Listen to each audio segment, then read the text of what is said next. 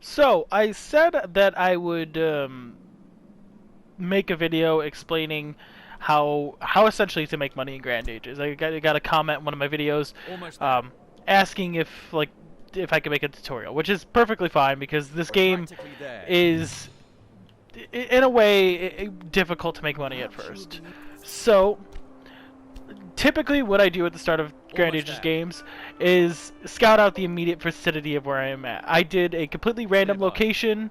Um, I did a starting fund of 400k, We're practically and there. I also did a. Let's I get have on with it. three settlers groups, so that is about mid-tier No esque. problem. What I mean by that is that you have the option of having um, It's nearby. 400k with or 500k It's nearby. with 5 settlers, 500k with 4 settlers, and then you also No have the problem. ability to get 1 million gold with 5 settler groups as well. So the reason I picked Let's this get is on with it. it's just sort of mid tier because there's just a couple below it as well.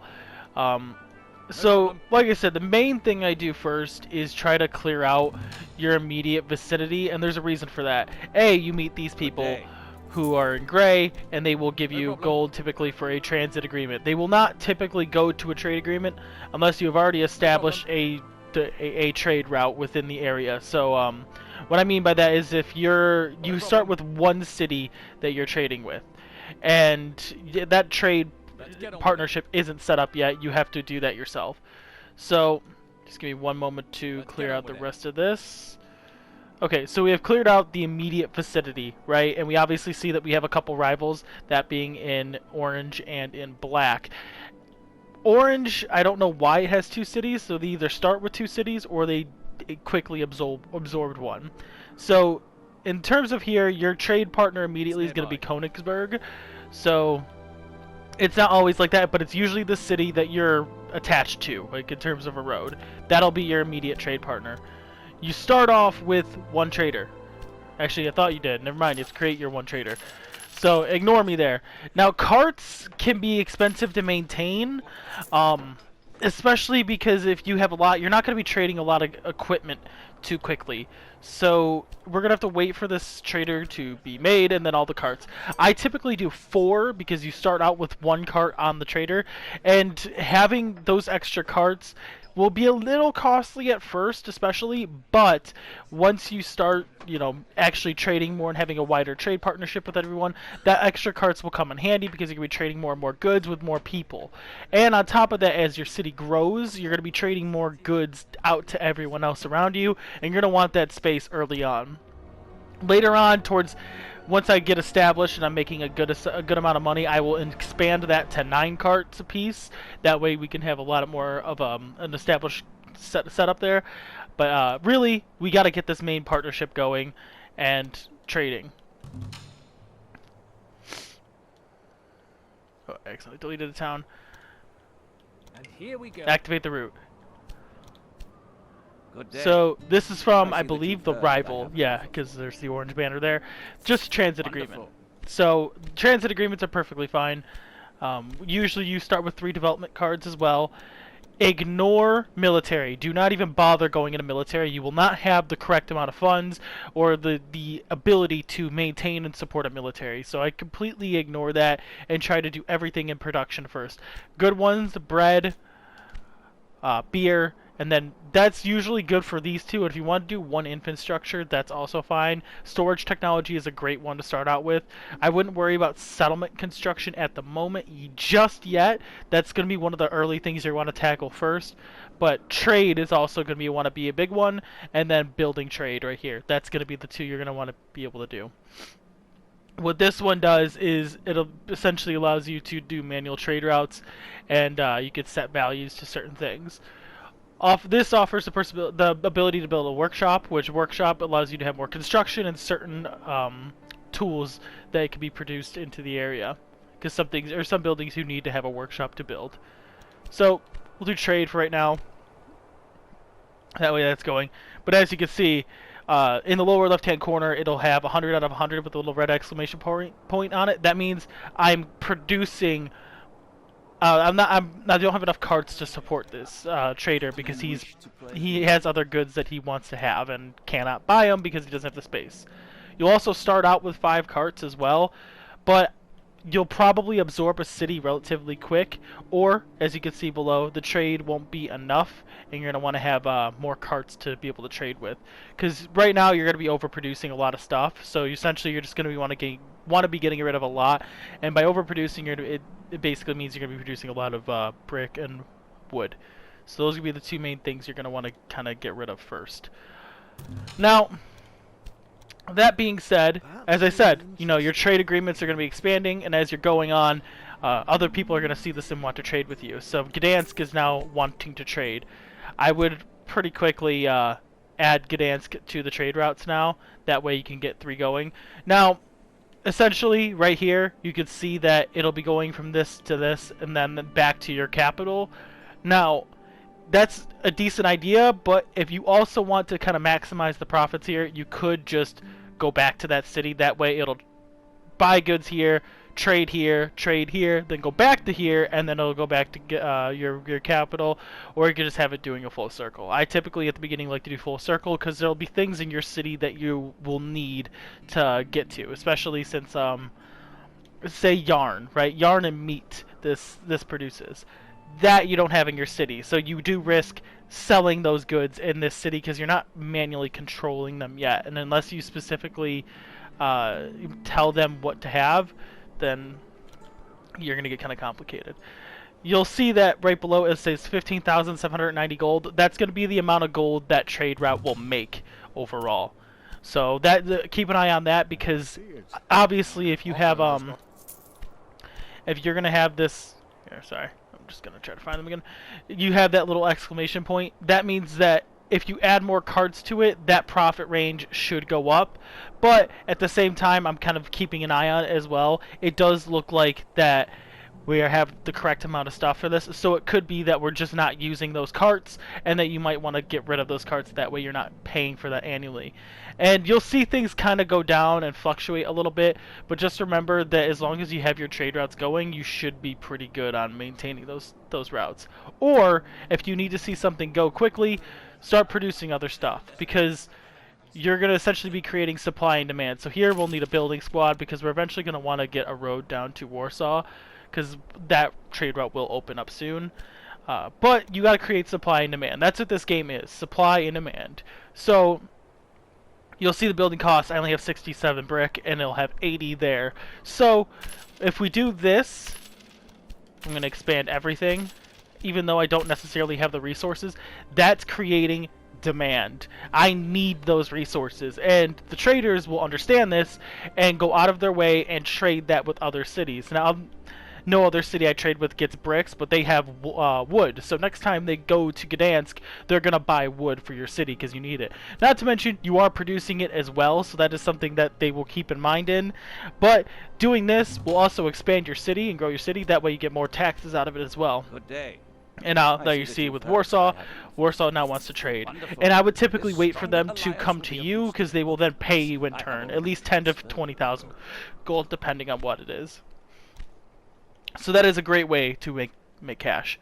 Now, if you wanted to, just so you're aware too, Magdeburg here, that is going to be another area where there's going to be a rival. There's going to be another rival over there. But keep in mind too that trading with rivals can be extremely beneficial, because they have the same goals you are. They're trying to expand, conquer, and do everything else that you're trying to do. So they will be looking to get the upper hand on you. And even if that means trading with you, that means they're going to have more resources to be available for you.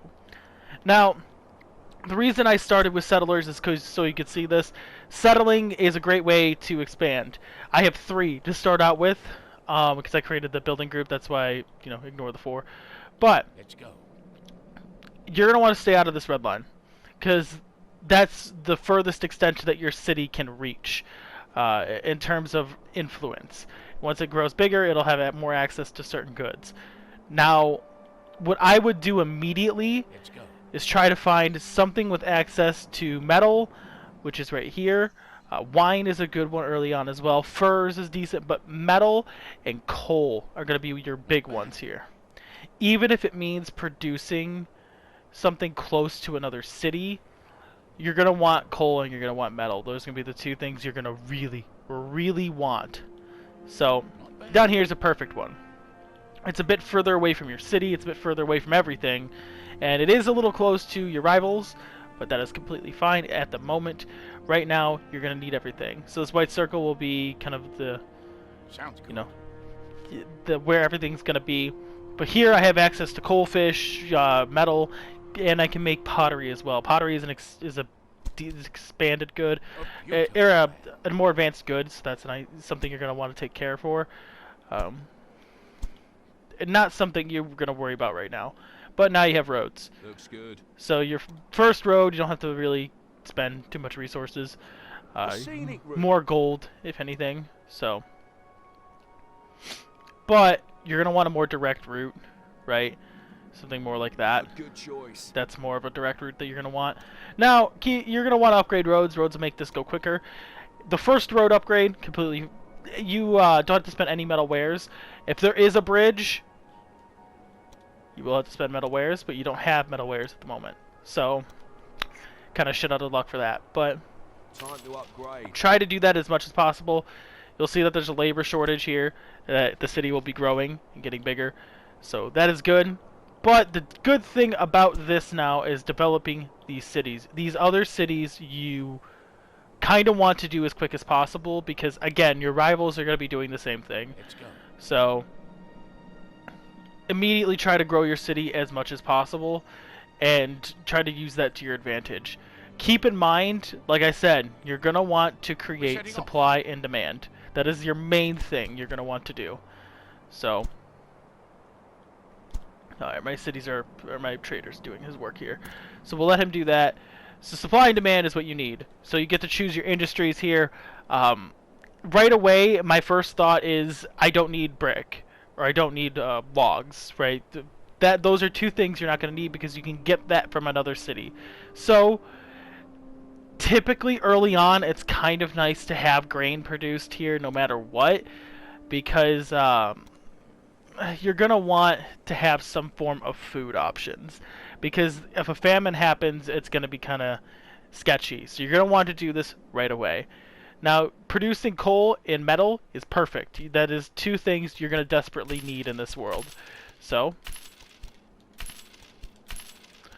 do that of each. My one merchant that is around here somewhere. We're going to mess with his trade routes a bit because now we can go to multiple cities. Now, granted, he can't get there yet, but he will be, so just add that on.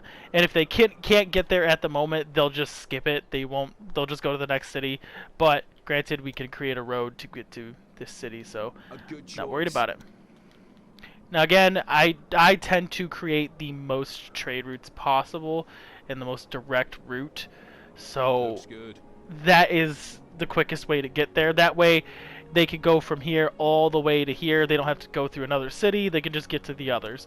Now, granted, something again to keep in mind, the bigger the trade route, the more susceptible it is to getting attacked by bandits. So this is a great trade route. That is a very open trade route to get attacked by bandits relatively often. So keep in mind, again, you're risking quite a bit here with bandits. So more or less, I would Let's get to work. build towers here eventually and have archers there. That way you can get rid of any bandits that might be there. Now, one thing extremely beneficial is now that you have more cities, you can create more traders. So you already have the extra 5 carts that we had, so I'm gonna just create 4. That way I have 9 each. I can give 4 to each. Alright, sorry, I don't need 9. My math is getting off there. Need 3. That way there's 8 each. I can give 4 to each of them, and they'll all have 5 carts. So now that I have that here, I'll do logs here because we have bricks being produced in the other city. I'm going to ignore wheat because now we have 2 primary cities that are creating wheat. So I'll go to wine. Wine is a perfect one. That is another one here. Now, this is where we can get to more advanced things as well. Beer and bread. So to create beer, we need grain. To create bread, we need grain and honey. Now, Garderno over there produces both of those. They need those resources to then get to produce whatever you need. So they'll be trading for it. So that again, you create supply and demand. I need to get that trade in there. Now, what I found is that the bigger the trade routes, the better. So if you can add as many cities as possible in there, that is perfect. However, just know that those big trade routes kind of take their time when it comes to making money, and if you need to expand cities relatively quickly, it might be more beneficial to have smaller trade routes like this. That way you have just one that is dedicated to helping out your home front and trading resources to where you need it. So The route is these resources are purely for my people. I can't, I can't really worry about getting more money because I need to focus on building my cities. As you can see, I've spent I roughly had 450,000 when I started expanding. Now I have 325,000, so I have spent a lot of gold there. But you are attracting other things outside of this. So Wonderful. you just attracted a trade influence from another rival who has 3 cities down here. Again, they also could have started with a settlement, so that is something to keep in mind with. They could have had a city they needed to settle. So they are expanding. But now that you have this, it's probably a good idea to build a city nearby here. That way you can kind of connect everything and have the best and most beneficial relationship between them. So Magdeburg, you're not even connected to Magdeburg, but you're attracting their attention. So again, that is something you're going to want to keep in mind if big time. Now, as you're growing your settlements, you're going to have, or you have more settlements, you're going to have more room to explore. So your range of resources, your supply lines are going to be much larger. So it's probably again going to be beneficial to expand expand your sites so you can see on everything who's where. So now we have another rival. We have Brown that's over there. That's perfect to know because now you're getting an idea and a concept of where all your rivals are going to be. And you're going to have allies with some of these, and you're going to have enemies quickly with others. So right away, it kind of depends on what you want to do, but war typically isn't the option in terms of expanding, at least early on, because maintaining an army is crazy expensive. And I mean crazy expensive. So the big thing you're going to want to do is try to gain access to your full region. And I mean by that is Warsaw, Königsberg, and Gdansk are going to be your main priorities. Now, as you expand with each city, you're going to get an idea. Sorry. As you expand with each, you trade with each city, you're going to be, what's the best word for it? Improving your relationship with each of them. Königsberg, for example. Here, we're going to check what he wants to say. Peace agreement. So he wants to upgrade our agreement. So that's perfectly fine. And again, let them do that to you because then in turn they pay you and can never have enough gold. So go to diplomacy. You'll see at Königsberg 97%. That means the population has a 97% favor rating to you. They have a 40% rating, approval rating to you, and this is diplomatically. This is with the government of this city.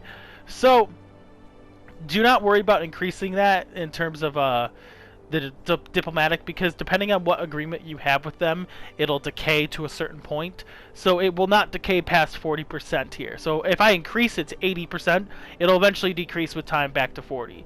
I believe the highest you can get it, I think, is either 50 or 60% with a military alliance.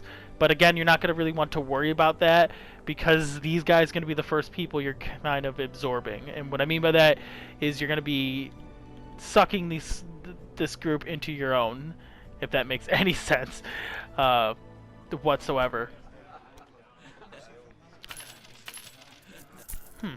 I wonder why. That's the wrong button. Ignore that. Ah, that is why. They're in Königsberg. I don't know why they're in Königsberg. It's fine. Just a minor setback, but give them their carts. And now this, since you have your one that's dedicated to all the trade, and you have one that's dedicated to your own group, it's probably going to be beneficial to... I'm going to grab my road guys. Probably going to be beneficial to expand to your rivals. Your rivals are going to have a lot more gold than any of these gray cities will ever have access to. They have access to 4 cities, so they're going to have a lot more resources and capabilities of getting to whatever it is you need and more profit. So, I wasn't sure. Okay, yeah, they can go through here. That is a decent trade route to have. Now, what I typically do, and this is more of my personal opinion here, I typically try not to develop any roads between my rivals and I. And this has to do with more of, I don't want to pay the resources to do it. So, let my rivals do it. Now, we have one guy left here for settling. Now, you can either settle along the main road, which is not a bad idea, or because the road will automatically be expanded here, or you can go out in terms of finding resources that you need. So, keep in mind that these cities are going to be in the influence of these two. It doesn't do anything really in terms of anything, but it's something just to keep in mind that you might want to go somewhere that will have a greater potential for you. So I am going to do something closer to here because I do want access to the metalworks, and I want access to furs. So we get that city, and this city is automatically on the trade route. Now, this isn't a bad distance between each other by any means, so I don't even worry about it. But I'm not even going to bother with either of these. I will probably do fruit. Honey's a good one. Furs. And then I'll do metal. Metal's fine. I'm not going to pick a 5th resource because I'm going to wait to get metal wares. And that is important for an explicit reason that will be coming up. Should be coming up relatively soon as we expand. But now that we have this, you're going to still want to connect this to your capital, because your capital is going to be your main source of profit. It's a great way of earning money. But now that you're here, you can trade with your rivals. So that's a massive trade route. And it's perfect for getting gold. And you know what? The bigger the better. That is typically how things go. This trader is probably going to be the most profitable here. As you can see, 50,000. He's already got 500 out of 500 resources. So adding carts to this might be beneficial here. He's going to be making roughly 20,000 gold from this, so that is something that is extremely valuable there. As you recall, we also have the ability to create a new trader because we haven't been on another city. So we don't have any more settlers. So if we wanted another settler, we'd have to create one, which again, perfectly fine, not a big deal. You can do that. It's not that costly to do. But keep in mind now, we have 4 functioning cities. And we've expanded, we've grown. Metal wares is going to be your next priority. Now you could do any of these, which will increase production. This doubles your honey, or this will triple your honey production. This will double your grain production. It increases your coal production. This increases your cloth, and then or this actually gives you access to cloth, which is created through weaving. You'll be able to get just certain clothes from that. Or you can again look into some of these. Storage technology is something I kind of tried to go into early, and that's purely because you'll allow you to store goods and sell them back to the population once you get a certain amount to it, so you can make a little bit extra gold off of it. Try to get a tavern in each city as quick as possible. Taverns are great for just building anything you want in terms of traders, goods, carts. That's perfect to have. So try to get a trader in here. Now, like I said earlier, you're going to want to create demand. We have a lot of traders, so we need to... Oh, sorry about that. Just spilling stuff. So we need to create demand, right? So let's create demand.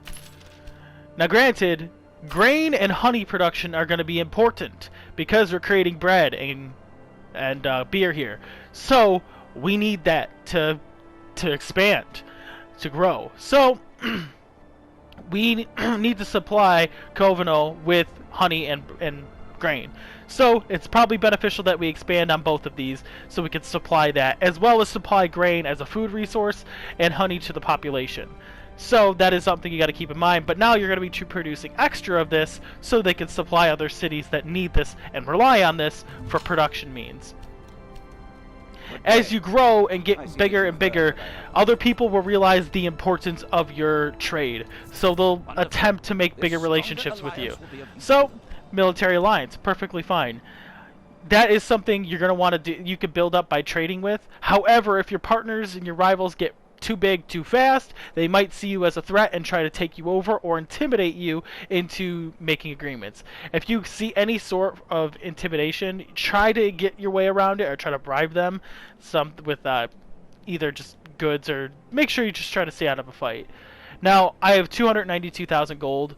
Obviously, I have nowhere near the amount of gold I started with. I had 400,000. I've been kind of fluctuating between that. Again, not a bad thing there. Now this trade route is going to be purely for my rival and me. Not going to bother going to the capital, but I'm going to focus on this trade route here. The route is ready. So that is something that will be an extremely beneficial trade route. And now we have two larger trade routes and two smaller ones per se. Again, as you do this, you're going to be attracting a lot of attention, so keep that in mind. Just don't worry about it. We can see that blue has entered the fold over here now. Here you can kind of focus on building up trade routes and just working on whatever it is you need to work on. But if you're really in a pinch for gold and you kind of need gold now, take a look around you. These little options up here are perfect for finding resources. You arrived at the destination and you had to search the surroundings. You find some hidden commodities. 39,000 salt. 39,000 gold of salt, right? Wooden shacks. You know, that will just replenish units if they're weak. Stone circles will most likely have some sort of bandits or some group of hostile people you're going to want to avoid. Stone circles like that, dolmen are like that, so try to stay out of them. Old sawmills can have them, so carts, perfect for it.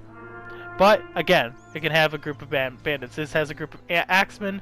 Typically your scouts can fight off one of this group before they need replenishing, and then you'll have to take them back to wherever it is to replenish. So, but keep in mind when you do this, go to that cart and boom, 23,000 of pottery. That's perfectly fine. Commodity piles always are unguarded, always have wealth. 32,000 of grain. That's perfect. Can't get the tents. Tents are really not as helpful here. Dolmen will have enemies there. Just searching around, right? That's pretty much a big thing. Commodity pile.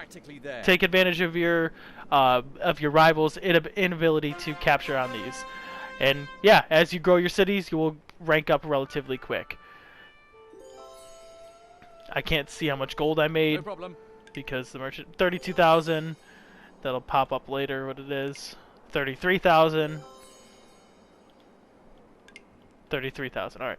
Now again, ruins will also have some sort of beast or enemy there, so probably stay away from those. Same with shipwrecks, but shipwrecks will have a good amount of gold there as well. But we obviously went from the little like 200 something thousand gold. Now we have 583,000. Obviously a lot more gold to work off of here. Now, take advantage of that.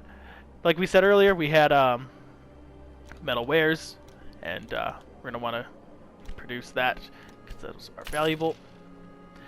Now, something you want to keep in mind if you are not seeing your stuff produce, right? If you still see that your areas need resources badly, go out of your way to do this. Stop your traders, manually send them to cities, and get that into there because you will need, and I mean need, that whole access to it.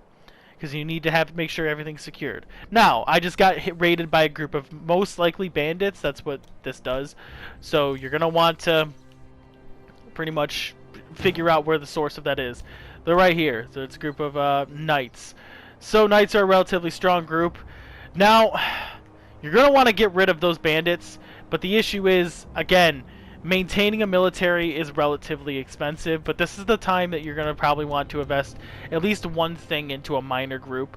Archers are a decent one. Spearmen is typically the first, or axemen will be one I go to. For this sake, let's just do both. And then I will again go into something here. You're going to want to either do cloth or probably pottery or meat. But seeing as we're not really close to controlling some sort of salt trade, even though the two top cities we don't control are trade salt, meat is something you only can build it with, you need metalware. We'll probably go into something like pottery. Pottery's a decent one. So, your cities are growing. This is level 2, 1, 1, right? Still same level. Now, right here, this is a perfect example. Needs honey. We're not getting enough honey for the bread here. So, I'm trying to find my trader here. Oh. We were plundered. They were plundered. Alright, so they lost a lot of their trade. So, seeing as this is going on, this is becoming kind of a threat because your traders are losing a lot of resources, and this will hinder your stuff pretty quickly. Create a barracks. Also, create a chapel. Chapels will allow you to build your cities bigger than they are. Now, whenever you have a barracks, you're going to have the ability to replenish your soldiers. So keep in mind, you're probably going to want barracks in multiple cities, so you can then do what you need to do. So the traders are here, or the knights are here, and we need to get rid of them. Your scouts will not be enough to do it. You need to produce something more. So, once we have a barracks, we will continue on to that. If you enjoyed, please like this video because it really lets me know you're enjoying this content. And if you're new to the channel, please consider subscribing. The links are right here for you to click on, and the Discord chat link is right here as well. And overall, I hope you all enjoyed, and I hope to see you in the next video. Peace.